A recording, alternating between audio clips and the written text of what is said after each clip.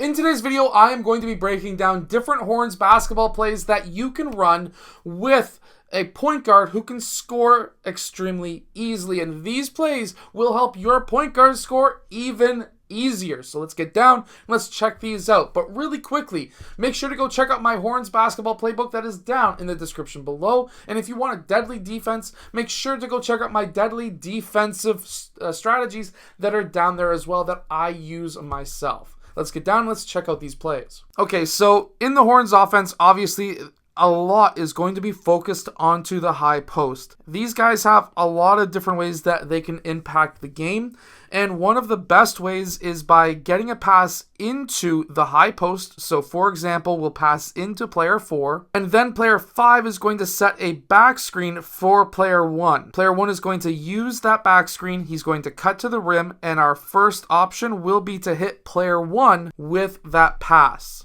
If he's not open, player 5 is going to clear out, and player 3 is going to come down into that low post, and he's going to then set a screen. Player 1 is either going to go under or over, depending on where player 1's defender is. So, for example, if player 1's defender is trailing him, we would have player 1 go underneath that screen. If he gets stuck on the screen, and this is where player 1, blue, needs to really pay attention to what's happening. If he gets stuck, player 1 is going to pop out for that 3-point shot. If instead player 1 is able to follow him around, that is when player 1 is going to then curl back towards the middle of the key, and he should be open for that layup. Now that's definitely a set play that will have an issue getting into a motion offense. I personally prefer the 5-out motion after a set play. However, this should be able to work as a quick hitter a few times every game. Another play that you can run is setting a pin down screen for player 3. Player 1 will then pass player 3 the ball. Player 4 is going to roll off because he's going to be our secondary option. We could get a quick layup off of this. Player 2 is going to lift.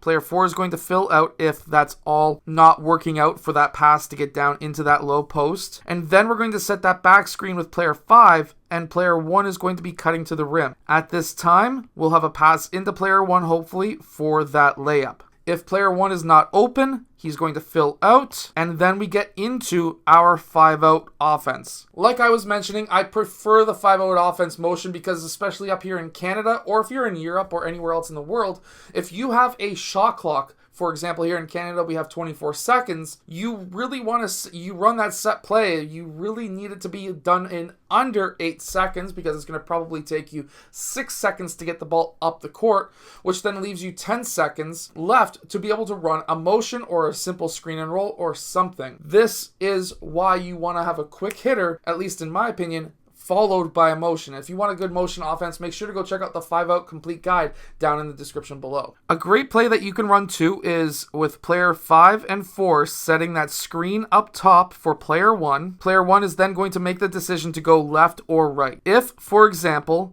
player 1 goes left, it's going to be the exact same mirror on the right side. Player 5 is going to roll off, and player 4 is going to pop for the 3. That's going to give player 1 2 different options to pass to. That'll either be going to 5 or 4. At this time, player 3 is going to then lift, player 5 is going to clear out, and player 2 is going to be setting that screen coming from the baseline. I really like this play because this is going to allow player 1 to have, hopefully, an open lane to the basket. Because there's going to be 0 defenders on this side of the court, this can give player 1 a ton of options and opportunities to either get to the rim himself, pull up for a mid-range, or step out for a 3-point shot. That's why any chance I get to be able to have my team set these corner to wing screens is something that I love because this gives me so many options to be able to score, especially if I have a very strong point guard. This next one is actually very similar to the last, but this is an STS play, which is a screen the screener.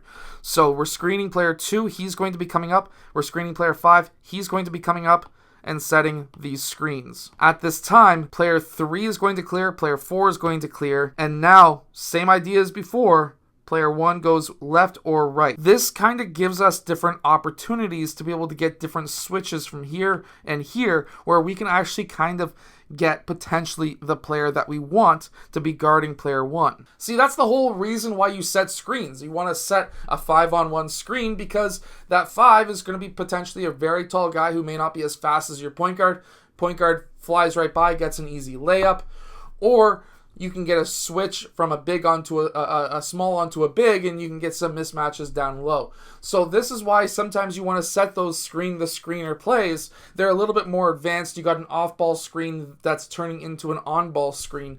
However, it's still a very useful tactic to be able to use. So make sure to go check out the complete guide to the 5-out offense down below, and also my Horns playbook that is down there too. And of course, like I mentioned, my defense that is absolutely destroying teams right now. So make sure to go check that out. I'll see you guys again in my next video.